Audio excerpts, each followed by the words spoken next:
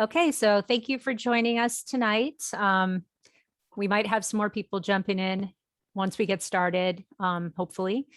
And I just want to introduce Josh and Jackie, who are joining us tonight to talk about issues concerning legal and financial issues when somebody in your family passes.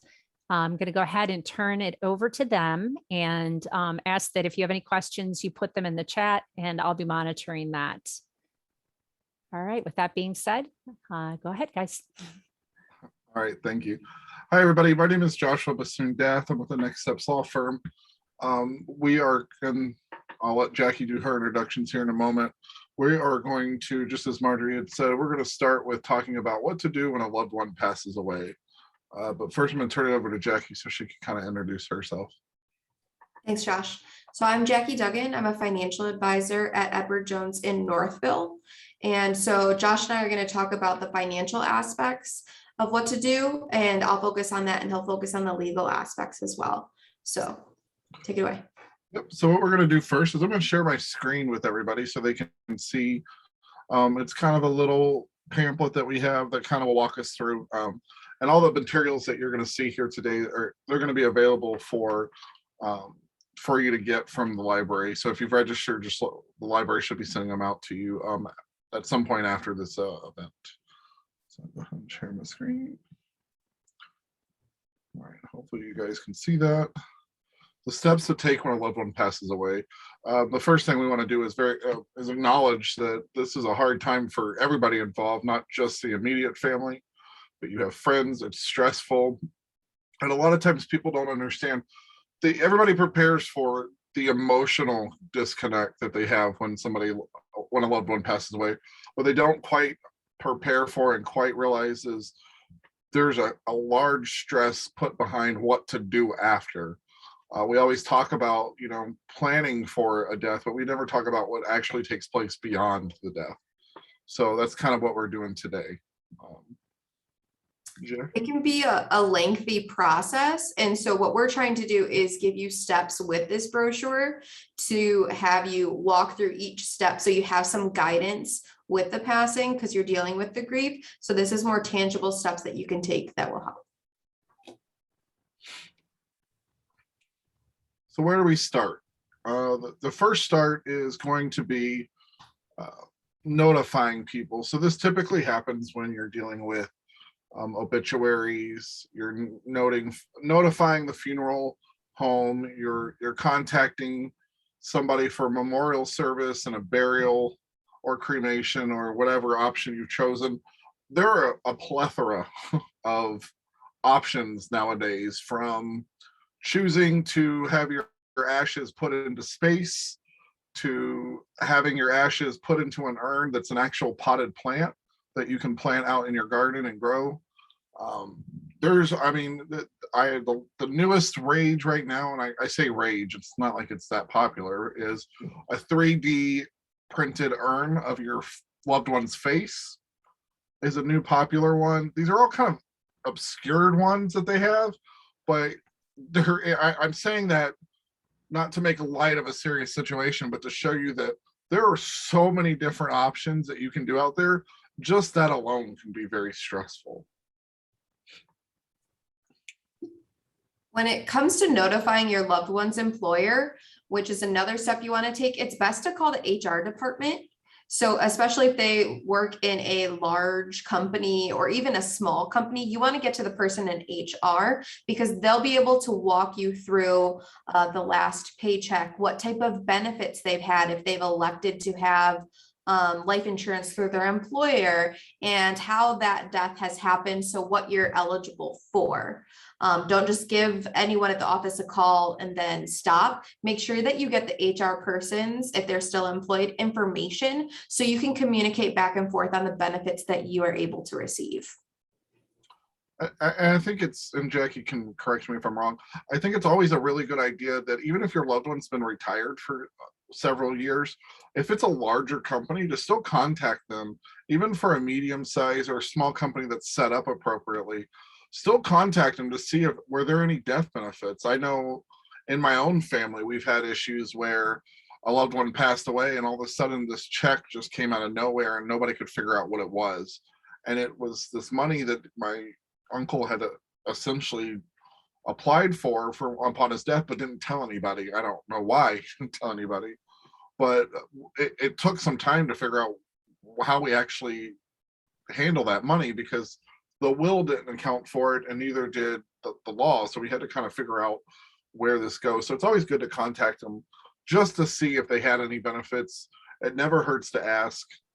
Chances are they at least would like to be notified, you know, that somebody from their company has passed. So we'll get to another point, but if someone was retired and they were working at a large company, a lot of times they elect to have life insurance continued. And so they've paid into it for a portion, or the company will still pay for that. So that's something to think about. The larger the company, the more probable that that is to happen.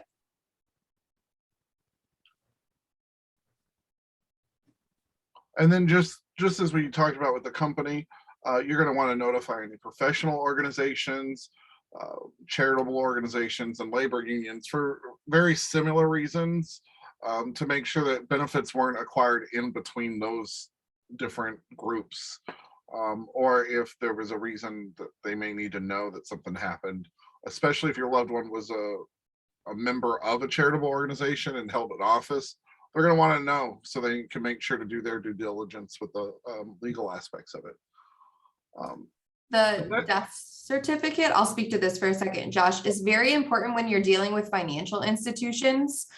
So I work for a financial institution, and we have to have a certified death certificate before we're able to talk to anyone in the family that's not listed on the accounts. So even if you are a beneficiary of something, we need that death certificate before we can release any type of information about any financial accounts. You're going to need a certified copy for each different financial institution, unless you get a couple and you go in each time. But in order to do anything in terms of finances, they are going to have a certified copy. So if you're dealing with accounts at multiple different places, it's important that you want to order enough copies if they require to keep that on file. That's something that you're going to want to ask people to ask that brokerage or that firm before, if they need to keep the death certificate. And that's based off of each institution. And so I want to back up just slightly to the death certificate. So your loved one passes, chances are you've dealt with one or two options: the hospital themselves, if it was a tragic or sudden death, which we hope isn't going to happen, or you're dealing with hospice. Hospice typically comes into somebody's home when there's a death that's pretty imminent, or if they're offering end of care services.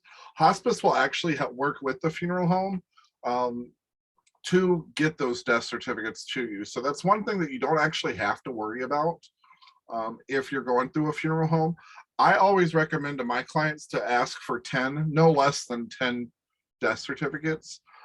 It's way easier to have somebody do it for you while you're trying to grieve and wrap up the rest of the estate. And the death certificate's the last thing you really need to worry about. And these institutions are actually going to help you obtain those. And you can always have too many. You can never have enough. You want to have them to use, just as Jackie had mentioned, that you got to use it at pretty much every instance. You're also going to need them for not just financial institutions. If your loved one has executed what we call an enhanced life estate, or colloquial, you might have heard it known as a ladybird deed. A ladybird deed is going to require that you present a death certificate, because we essentially in that document name your home's deed with a beneficiary, so it allows them to transfer it upon death. So they're going to need that death certificate.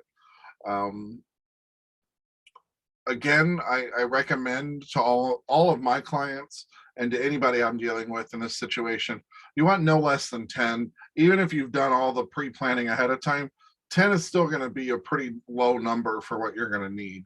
And you don't want to have to go back afterwards. The death certificate is typically not issued for about 30 days after the initial death. So keep in mind, you're not going to be able to do anything with your loved one's estate for about 30 days after their death. That's a pretty low number. Again, I'm being very conservative letting you know, because I don't want you to get expectations. It's also a really good idea to let things settle within the family, emotionally, spiritually, financially. You want things to kind of settle down before you start making these decisions. You never want to make a major life decision in the middle of a crisis. It's a very bad idea. So that's also kind of a benefit of the death certificate not being issued for about 30 days after. File a will with the probate court. So I'm going to jump on that one. So this step confuses a lot of people, because most of them come to me saying, what do you mean my mom and dad or my brother and sister paid you good money so they didn't have to go to probate? That is true, but the probate court still is involved in your loved one's estate, almost always. So essentially what happens is you have to open an estate. So your loved one passes, you get those death certificates, you now have them. What do? The first thing I recommend to my clients, and I'm sure any other lawyer that does estate planning does, is they will always include a letter of what to do when your loved one passes in their estate planning documents. So they open that up and it tells them exactly who to contact. So they call me. The first thing I tell them is, okay, where did your loved one pass away last? Were they living in Oakland County? If they're living in Oakland County, the first thing I'm going to tell them is we're going to call the Oakland County Probate Court and we're going to see if they have a registered will or trust document with the court. And when I say that, I mean the probate courts in Michigan will actually take those documents and hold on to them in a fireproof, waterproof, theft-proof safe. So we all know where to go. That's the first place any law savvy person is going to check. The second place is going to be home safes, file cabinets, things like that. Then once we get that will, what we tell you to do is you're going to talk to the personal representative. That's the person that somebody's named in their will to execute the will, to make sure that things are done properly. Once that begins, then we determine, do we need to open probate? And I'm not going to go into that too much because it's very lengthy. You don't always have to open probate. It really depends on how the will and trust were set up. And that's something that your attorney can help you decide what's going to happen. So if you have any further questions on that step, feel free. You'll get my contact information at the end of this to reach out, and I can walk you through the steps, but it can be quite lengthy. But we do need to figure out where the will is, and then we need to file it with the probate court. You definitely want to contact your loved one's financial advisor to let them know of the passing. So most people have different types of accounts with a financial advisor. They have pre-tax and post-tax accounts. What needs to be considered when you're dealing with someone who's passed money is the tax situation of the accounts. And I'm not a CPA, but I can speak to how the investments are impacted. A lot of people are saying, oh, I have access to this money. Let me take it out. Let me move it. Those could have severe tax consequences to the person if they have not thoroughly talked with the financial advisor. You could end up owing a lot more in taxes. You could have to pay for capital gains and other things. So it's very important to understand the tax status of the accounts that were left by the person that has passed, and also what the beneficiaries have been listed. So there are different types of beneficiaries that are listed on financial accounts. There could be a transfer on death, which we call a TOD beneficiary. And these are for anything that's not a retirement account. So any type of brokerage or post-tax money can immediately be passed on to someone else if they have a TOD transition on death beneficiary. That means that those investments in the market are still going to continue to grow when the person has passed. So while you're dealing with all of the things with the estate and with everything else in the passing, they'll automatically be re-registered into someone else's name and continue to grow. So that's a process that you're going to want to talk to the financial advisor about, getting the accounts in the different name. There's also different types of tax consequences for different accounts. So you have to know what the date of the death is, and then what the account value was on that date for those different types of taxes. So that's important to let the financial advisor know, because they know what to look for in each pre-tax or post-tax account, which is very important because we don't want anyone to incur a bigger tax consequence for any type of decision just because they weren't informed. We and the loved one has talked to their financial advisor about the plan for those assets after they've left this earth. So they have a plan set in place and have things set up if they have a good financial advisor to transfer those assets. I'm just advising everyone that if you come into a lot of money, don't make any rash decisions or take it out of the market or move it or do certain things. Please have a lengthy discussion with the financial advisor so you don't end up paying more and you get all the assets that were meant to be left to you. Another really good tip is sometimes it can be difficult to understand who your loved one's lawyer was and who your loved one's financial advisor. Typically, you're going to find one or the other. And the good news is most estate planning lawyers will ask in their intakes, do you have a financial advisor? If so, can I have their name? And let me contact them. Especially, I know I do it when I'm doing any kind of estate plan, because I'm going to contact that advisor and I'm going to talk to them directly about, okay, here's what I've done to the estate. This is what I would like you to do. And I have their permission to talk to you about it. And then it also helps that I know that if one of my clients passes away, if they got referred to me or if they've been told to me, hey, I have Jackie as my financial advisor, I'm going to call Jackie and be like, hey, so-and-so just passed away. And then she can start kind of doing that. And that's one step I can take out of the hands of the loved one that they don't have to do by notifying the financial advisor, or vice versa. Jackie can call me and say, hey, I know we have this mutual client that's between the two of us. So-and-so has passed away. I then know to reach out to the loved ones in about 30 to 45 days saying, I've heard, I want to see how you're doing, and go from there. What's also really good for financial advisors is we have listed like a financial power of attorney. So if someone's incapacitated, we also have their estate attorney listed, at least at my firm. So we have all that information to do, just like Josh said, pass that back and forth and let the appropriate parties know, because our ultimate goal is to make this less stressful of a process than it needs to be by outlining the topics and taking some things off your hands. We kind of already talked about the legal documents. That's the locating the will, the marriage certificates, things like that. We also want to make sure that if your loved one was a military spouse, make sure to notify us so we can really understand where those papers are and what papers we're looking for. So we know that if they were a military, I need to look for a DD-214, which is the Department of Defense form saying that they had so many credits towards their military service that they have qualify for benefits. Benefits still occur to the loved one after they pass, so we do want to make sure we check on that.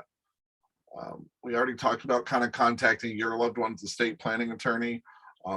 That's kind of a really important step because we want to make sure that we get all the information out, and we want to make sure that there's nothing funny going on. Things happen. People don't understand some wills. Sometimes the language can be very convoluted.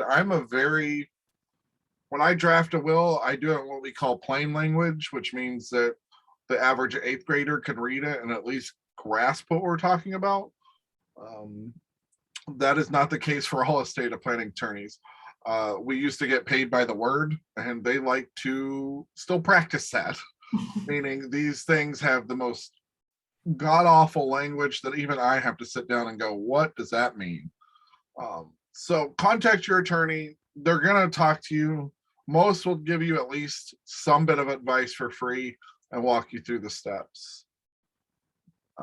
Social Security admin, I'm going to let Jackie do this because this is more financial than. So Social Security, there are different options based off of when you started taking Social Security and your monthly amount, and whether you're eligible for a lump sum, a death benefit, a survivor benefit, what you've elected for. It's really important to speak to a financial advisor to determine if the lump sum is better for you or a different type of income plan, and how you could earn more money. It's all an individual by individual basis, whether that was the amount of Social Security you're really paying off your mortgage or paying for your home and you really need those types of money. Speaking with a financial advisor to determine what type of benefit you're eligible for and what type of benefit is best for your own situation can vary widely. So just make sure you have a conversation before you check one of those boxes to determine what's in your best interest for you and what if you don't need the money, if you could pass it on, or what are the other elections. But don't just check a box because you want to get rid of that task. Make sure you're checking something with a benefit that's going to be best for your own situation. So speak with an advisor, and you can call up a lot of financial advisors to just explain that situation or deal with a person that's past their financial advisor and they'd be happy to help you. One of the things I do want to stress with Social Security is oftentimes when you're dealing with Social Security, you have two loved ones, both are collecting Social Security, both rely on it heavily, and it's kind of their only source of income. The first thing I tell everybody, and it causes a lot of problems because people don't quite understand, when you get the next check for your loved one, if they've passed, do not spend it. Most often you're going to have to send it back. If you do spend it, you could get into some serious issues with being short of cash, because the Social Security Department is going to get that money back one way or the other. The best thing to do is to call an attorney. They can walk you through how to elect to either take your loved one or yours. There is an option to do one or the other in most circumstances, and sometimes it's more beneficial for you to keep your own Social Security payments, or if your loved one made way more, we can elect to take their Social Security benefits. But please don't spend the money until you've had a conversation with an attorney or somebody at the Social Security Department at the very least to really understand a lot of. And the reason I don't really like you calling the Social Security admin is they're overworked, they're underpaid, and they're often extremely long wait times and can be kind of short with you, whereas an attorney is going to walk you through everything because we have the time, they don't. So just be careful. That I tell everybody, the second somebody passes away, if you get a check the next day, you just hold on to it. If you need help, you can reach out to loved ones or talk to an attorney and kind of get the lay of the land before you start spending any of that money, even if it is for their benefit. Locate the insurance policies. This kind of goes back into the same thing that we've been talking about. Talk to a financial advisor or their attorney, or even their insurance agent if they have one that they've worked with for a long time. I know my parents have had the same insurance agent since I was probably 2. So I know exactly who to call if that was an issue. That goes along the same lines as everything else. Do you have anything you want to add about insurance? Yeah, so you can contact the financial advisor. I know for my firm, we have a lot of those policies linked to us, and we also are their insurance agents. So even if they are not, we have, because we take into account their insurance for their entire financial strategy, we can get you that policy number that they're going to ask for. They're going to ask for the death certificate and walk you through that process. And usually a financial advisor already has a relationship with that insurance company to get you through the steps a lot faster.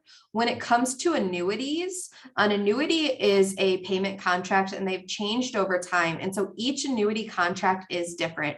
A financial advisor can help you with that. An annuity is like someone that receives monthly payments over time. That's not a pension. They put money into it and they're receiving payments back. Once someone is passed, there is a different process for each type of annuity that they had, and there's several different types. So similar, you don't want to just keep spending that money. You want to make sure that it's properly taxed and went to the next person, depending on the benefit that was outlined in the contract. So reach out to the appropriate people and they can help you walk through that process. I know we take into account, even if they don't have them at our firm, we know what else they have elsewhere. So we're able to give you those contract numbers to help you through that process. Notify the credit card companies. This should be done almost immediately. I know I said other things take time. The credit cards are going to want to know I tell them my loved ones, if they pass today, I'm calling them the first business day after to say, so and so has passed. I don't care if they say they need a death certificate. You need to at least notify them so they'll freeze the card. I don't, most credit card companies will allow you to call in and say so and so has passed. I'll send in the death certificate, but I want to put you on notice that they passed today. That at least puts it in their file that we did call. A couple of them, I know that American Express, I've had some issues with getting them to freeze, but I don't want to say it's just them because I've had it with other credit cards. It's really just who you get, unfortunately. But definitely make sure that we're notifying credit card companies and credit bureaus because we want to freeze everything because they're no longer around. Jackie, For- anything you want to? Not on that, but for notifying regarding pensions and IRAs. So a little farther down, an IRA is an individual retirement account. The new law is you start taking money out of what's called a traditional IRA, which means it hasn't been taxed by age 72. So if the loved one that's passed away is 72 or older, they've been taking out distributions from that, and it's required by the government to pay taxes. So if someone's passed and they're 72 years or older, you want to notify and make sure that they've taken the RMD, because if the RMD is passed on to you or you inherit their IRA, you still have to take that money out and get taxed on it. So it's really important to know what kind of individual retirement accounts they've had. The traditional IRA is where it's pre-tax money and you have to pay for that. Then you're going to be responsible for paying the taxes. So it gives you an added responsibility. Financial advisor will be able to walk you through that. There is a required amount that changes every year. So if you've inherited a traditional IRA, you have different options on when you can take out the RMD, how you take the RMD out. It depends on the type of IRA. So there's also annuity IRAs, traditional IRAs as well, and those have different types as well. So make sure that you're realizing what type of account they have. It should be at the top of every statement you see for them, or the financial advisor should know, because there is a tax consequence. And if they are 72 or older, they have been taking them and you have to resume that responsibility. So that's very important to know in terms of taxes, because it can affect your situation. And because you said something that triggered me. When your loved one passes, one of the things that's going to happen is debts are going to come due. And I bring this up because she brought up a good point. Your loved ones, with, like she was saying, with your with the IRAs and those types of accounts, if they've been pulling out after 72, they're being taxed. So you do have to resume that on that money because that's how they set it up. What I want to make clear though is if your loved one's credit cards, they're going to try to get you to start paying that debt off because that's their job. They want to get their money back. And this is a bit of a sticky point for most people, but you are not responsible for your loved one's bills. Their estate is, but you are not personally. So do not, under any circumstances, pay your loved one's bills off of your own accounts. What that triggers could be a long and lengthy battle between your attorney and them when you're trying to quit paying your parents' credit card debts that are tens and thousands of dollars, and you made a couple of payments. That shows that they can get money from you and they're going to still go after you. And then I end up having to spend months and months trying to get you out of it. It's better to just say they've deceased, write deceased on the letter and send it back, and then contact an attorney if they keep coming back at you, and we'll get it resolved for you. But do not pay it yourself. That causes a lot more issues than it is to just say they've already passed away. Most credit card companies and large loan programs have built-in protections for when somebody passes away and their debt's unpaid. So don't think it's your responsibility. I know people have that feeling and they try to do what they think is right, but it ends up causing a lot more problems than it really helps. So I know that's not quite what we were just talking about, but I wanted to throw that out there to make sure we're doing that.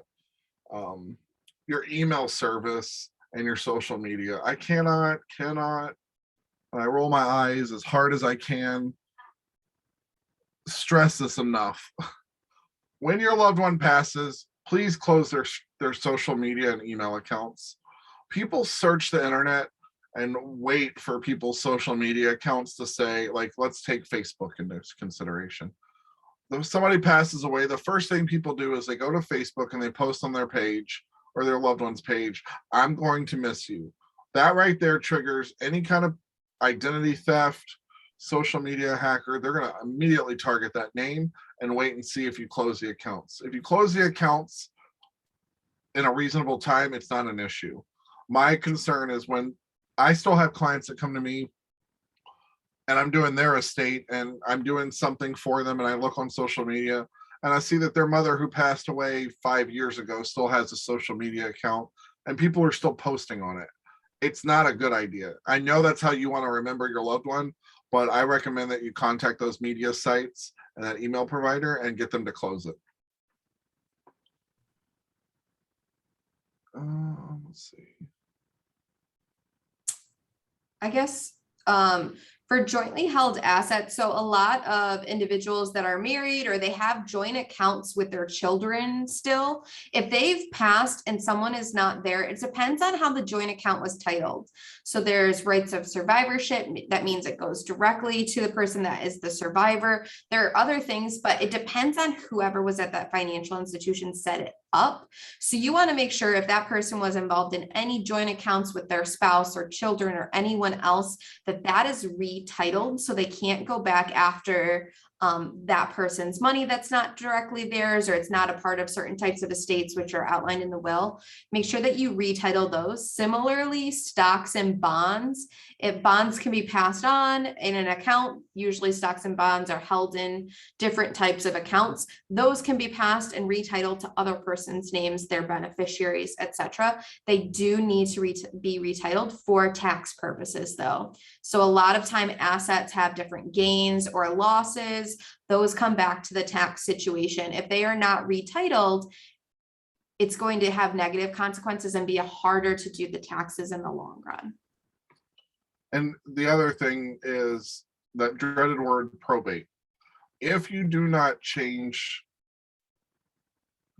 account names or deeds or take people off of jointly held items like that, what's going to happen is when that second person that had joint held with them passes, we are then going to have to go to court 2 different times to get both of their names removed. Probate quite literally means to raise the hand, meaning we have to raise the dead hand and sign their name. So probate, we have to go into probate and ask the court to give us permission to sign the dead person's signature on the dotted line to remove them from the asset. Whereas this could have been taken care of when they passed away with a death certificate.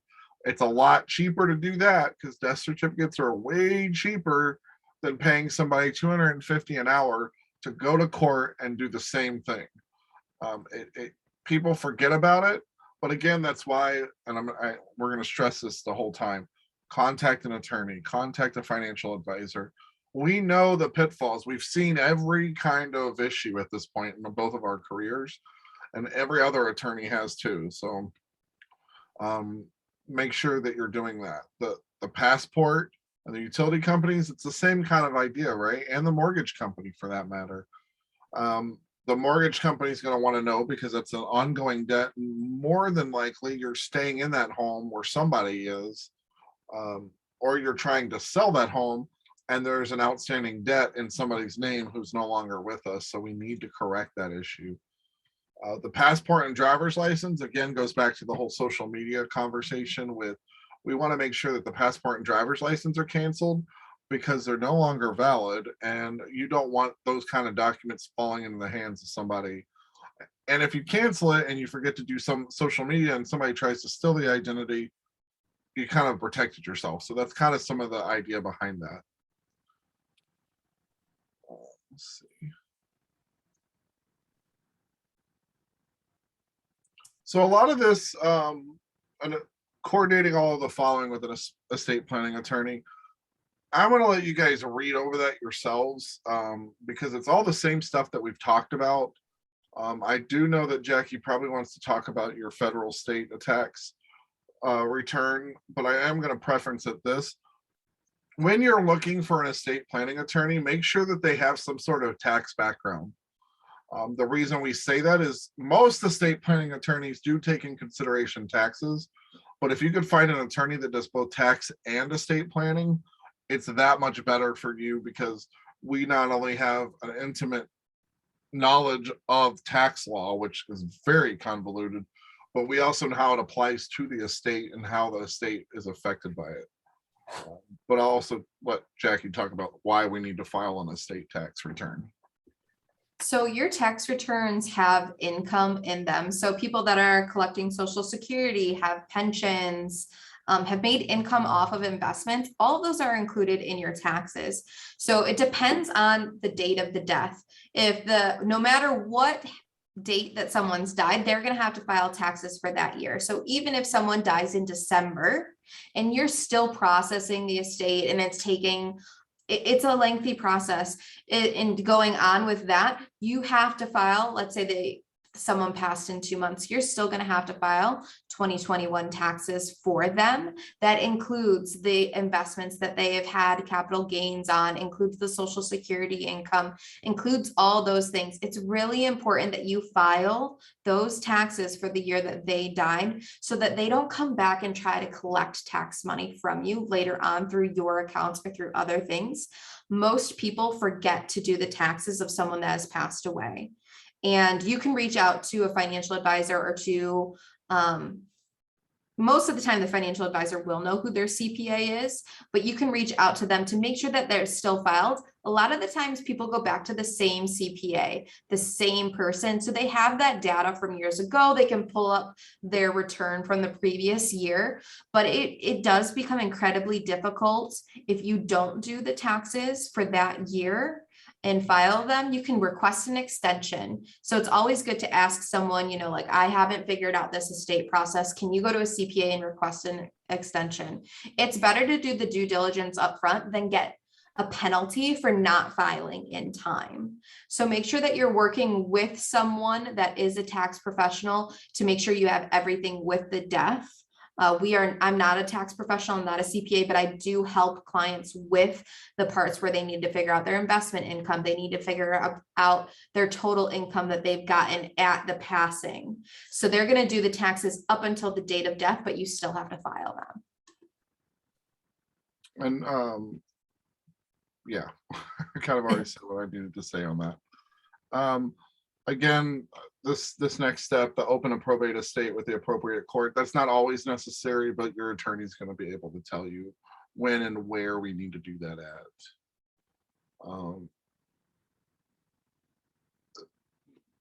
Additional steps for the executor. This document calls them an executor. I just want to kind of point out a little nuance. In Michigan, they're not called the executor, they're called a personal representative. It's the same thing.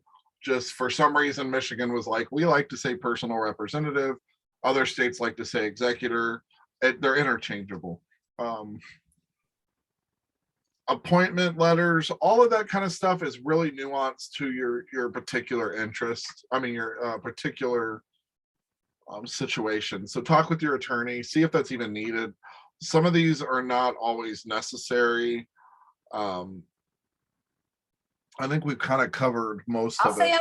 on the right hand side.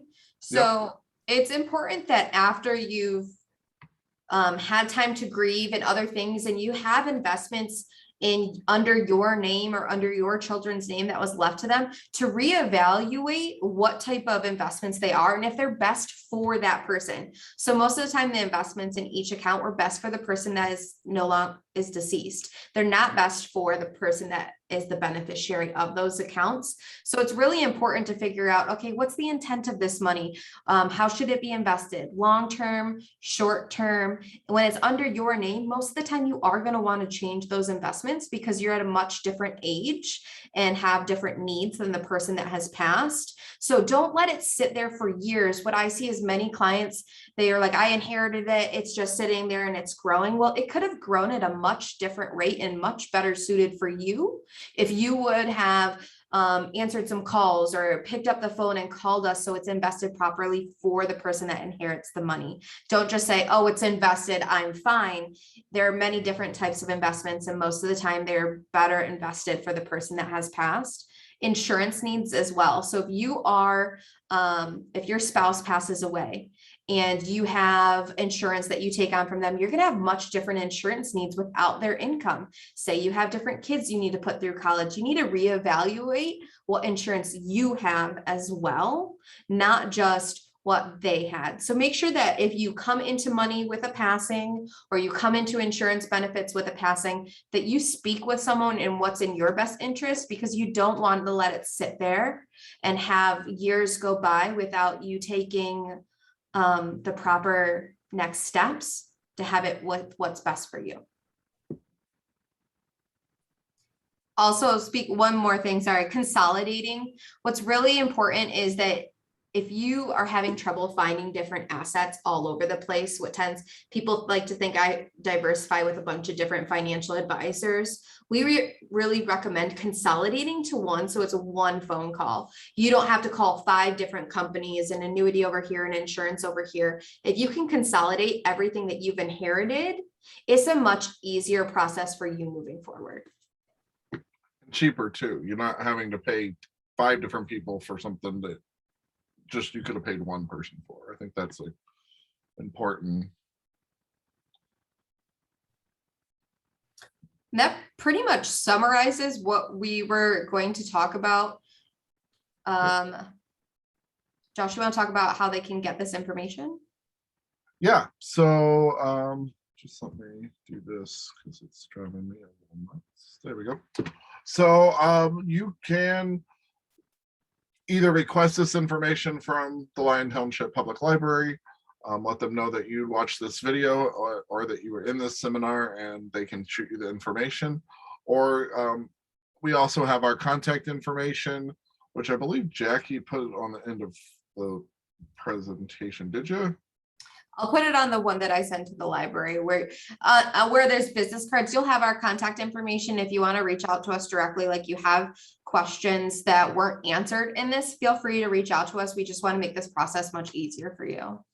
Yep. You could also put your contact information in the chat if you'd like. Oh, yep. Let's do Let that. me do that.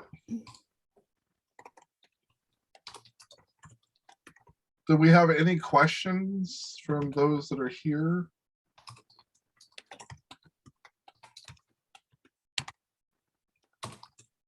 No questions. Hearing none. So we know that this is a lot of information to be thrown at you really fast. Again, like we said, please reach out to us and let us know if you have any further questions, or if you don't want to talk right now because we are in the middle of a recording. Always feel free to reach out to us and we can answer any specific questions you might have. I know I don't charge consultations or for you to just talk to me, so feel free to give me a call, and I know Jackie does the same. So Yeah. all right, well, thank you very much. Yeah, thank you both, Josh and Jackie. Really appreciate your time tonight. It was very informative. And I will be sharing the recording with everyone that registered. And if you want to forward the handout to me, I can include that as well. Perfect. Okay, perfect. Okay. And the last thing I'm going to do is just put a link to a form, like it's a program survey form, just to let us know what you thought of this program. And if you click that link, that'll take you to the survey, and we'd appreciate any input and feedback. Yes, please do. And check out the library. They have a great source of information. Yes, we do. All right. Well, thank you again so much. I hope you have a wonderful rest of your evening.